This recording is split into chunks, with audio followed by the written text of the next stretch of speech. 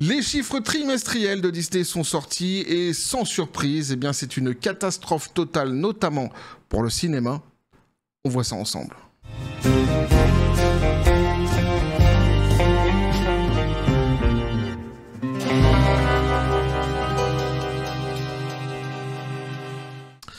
Et donc les choses ne s'améliorent pas pour Disney concernant en tous les cas, eh bien toute la partie cinéma, c'est même pire, petit café les copains.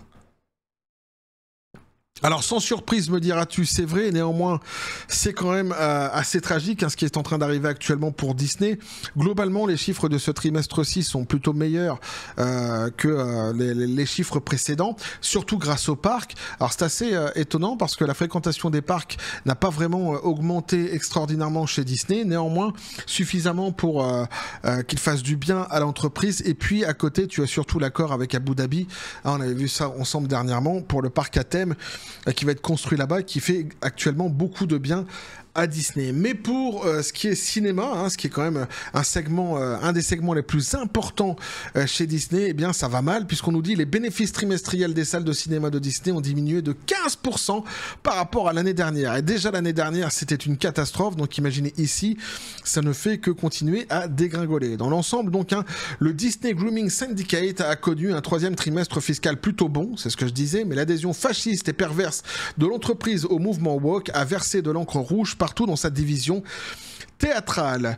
La division de contenu où réside le studio de cinéma a basculé vers une perte de 21 millions de dollars. Ça, c'est un fait tout de même des pancakes par rapport aux bénéfices de 250 millions de dollars l'année dernière, en raison donc de dépréciation des coûts de films plus élevés et d'un box-office plus faible avec Hello Thunderbolts et Lilo et Stitch au cours du trimestre de juin par rapport à Vice Versa 2 l'année dernière, rapporte le journal donc un Deadline. Selon le journal Los Angeles Times, ces faibles offres théâtrales, cinématographiques donc, ont entraîné une baisse globale de 15% des revenus du secteur du divertissement d'une année à l'autre. Les sorties en salle faibles ont refusé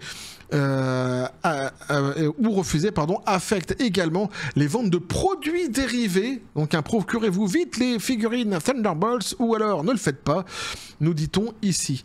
Alors c'est intéressant parce que souvent on m'en parle de ces produits dérivés où on me dit oui mais tu prends pas en considération les produits dérivés, etc. Non, quand je parle d'un film, effectivement je donne les chiffres qu'on nous donne sur un film. Quant aux produits dérivés, généralement on voit ça trimestriellement par an. Donc c'est le cas ici. Et donc on se rend compte que les produits dérivés n'ont absolument pas fonctionné. Le chiffre d'affaires du linéaire Network a chuté de 15% à 2,27 milliards de dollars et son résultat d'exploitation de 28% à 697 millions de dollars en raison de la transaction Star India qui a entraîné une baisse de 58% du chiffre d'affaires international, rapporte Deadline. Le chiffre d'affaires national a également chuté de 4% à 2,5 milliards de dollars et le bénéfice a chuté de 14% en raison de la baisse des ventes publicitaires liées à une baisse de l'audience moyenne donc et des tarifs. Le chiffre d'affaires des affiliés diminue en raison de la baisse du nombre d'abonnés, souligne donc l'article.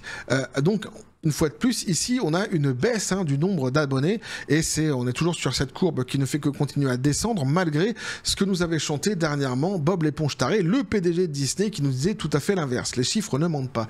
Alors par contre, on nous dit ici que le service de streaming a réussi à engranger, devrais-je dire, 346 millions de dollars. Alors c'est bien. Néanmoins, ça va juste venir combler les coûts de cette plateforme de streaming qui, jusqu'à aujourd'hui, il faut le dire, même si ce chiffre est plutôt sympathique, n'est pas rentable. La plateforme de streaming n'est toujours pas rentable chez Disney. Il n'y a pas de souci là-dessus. Sans quoi, t'inquiète pas, Bob l'éponge taré serait venu fanfaronner dans tous les médias pour nous le dire. Donc, l'action de Disney est en baisse d'environ 3% aujourd'hui, se négocie à 115 $ par action, soit une hausse d'environ 4% par rapport au début de l'année, ce qui est tout à fait normal. Le début de l'année était tout à fait catastrophique, puis il y a eu un regain à la bourse justement après l'accord avec Abu Dhabi, on avait vu ça ensemble, et donc voilà. Donc là, je suis en train de penser si c'était Abu Dhabi, c'est ça que je dise pas de bêtises. Ah, c'est ça. Ouais. Si je dis une bêtise, au cas où, reprenez-moi dans les commentaires, mais il me semble bien que c'était avec Abu Dhabi. Si l'on considère l'avenir des ventes de Disney au 4e trimestre, l'effondrement du box-office des 4 Fantastiques, donc un premier pas, n'arrange rien. Freaky Friday sort en salle donc ce week-end. C'est la fin de l'exercice fiscal de Disney qui se termine le 30 septembre. Le prochain exercice fiscal de Disney débutera avec Tron, donc après Ares en octobre et Zootopia 2 en novembre. Donc les divisions Disney Century Fox prévoient la sortie de The Rose pour le 29 août. Ce remake de La Guerre des Roses, donc le succès au box-office de 1989, met en vedette Michael Douglas, Kathleen Turner et Danny DeVito. Également réalisateur. Ce film était porté en grande partie par le sex appeal et l'alchimie entre ces deux protagonistes. Ce remake, donc avec Benedict Cumberbatch et Olivia Colman, est aussi sexy qu'une feuille de papier, nous dit-on ici. Ouais, ils sont pas tendres avec Disney. En octobre, donc, nous aurons droit au biopic sur Bruce Springsteen, Deliver Me From Nowhere. Le mois suivant, nous découvrirons Predator Badland, qui, selon mes calculs, est le 6e long métrage de la série Predator. Le gros lot, donc, pour Disney Fox, c'est évidemment l'incontournable Avatar, Feu et Cendre, qui sort le 19 décembre. Cela pourrait sauver toute l'année cinématographique de Disney.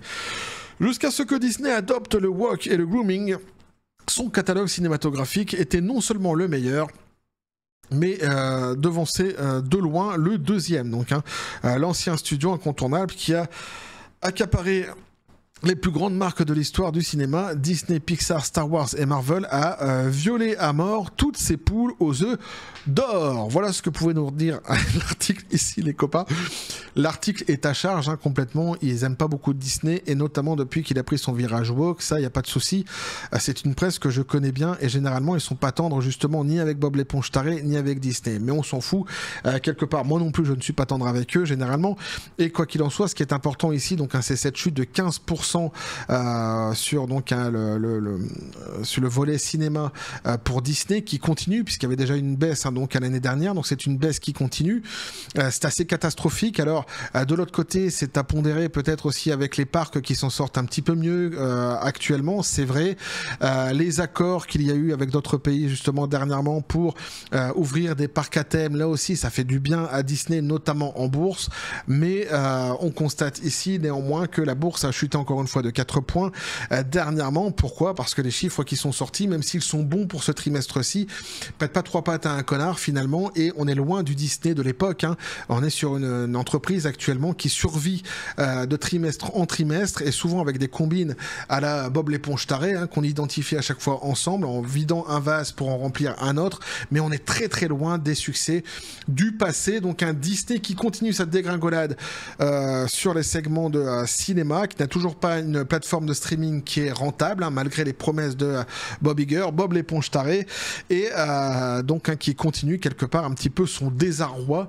Alors il faudrait effectivement qu'elle finisse complètement avec le côté woke de la force, qu'elle se remette en selle, cette entreprise. Elle a des licences quand même qui peuvent redorer très facilement le blason de l'entreprise, Star Wars, Marvel, etc. Même si aujourd'hui les gens boudent aussi ces licences-ci à cause du wokisme qu'il y a eu dans les précédentes productions sur ces fameuses licences, c'est vrai, mais ils peuvent toujours s'y adosser, et auquel cas, les mois se faisant, finir par regagner la confiance du public et redevenir le Disney qui nous a tant divertis par le passé. C'est exactement tout ce que je souhaite, que Disney redevienne Disney. Voilà ce que je peux vous dire donc là-dessus, les copains. N'hésitez pas à me dire ce que vous en pensez dans les commentaires, à vous abonner si le contenu vous a plu, activer la petite cloche pour les prochaines notifications, les prochaines vidéos qui vont arriver, à balancer un like, à partager la vidéo.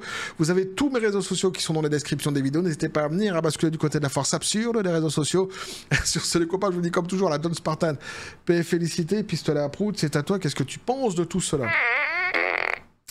Oui, c'est bien fait pour l'orgueil, il dit. Bon, ok, je vais garder sa phrase telle quelle, et vous en faites ce que vous voulez. Ouais, pour ceux qui n'ont pas suivi le délire, j'avais dit dans une précédente vidéo, mon œil rouge, c'est parce que j'ai une irritation à l'œil. Ouais, ça arrive, c'est comme ça. Quoi qu'il en soit, on va continuer à suivre tout cela sur cette même chaîne, toujours. Enfin, mon œil rouge, c'est plutôt celui-ci, ouais.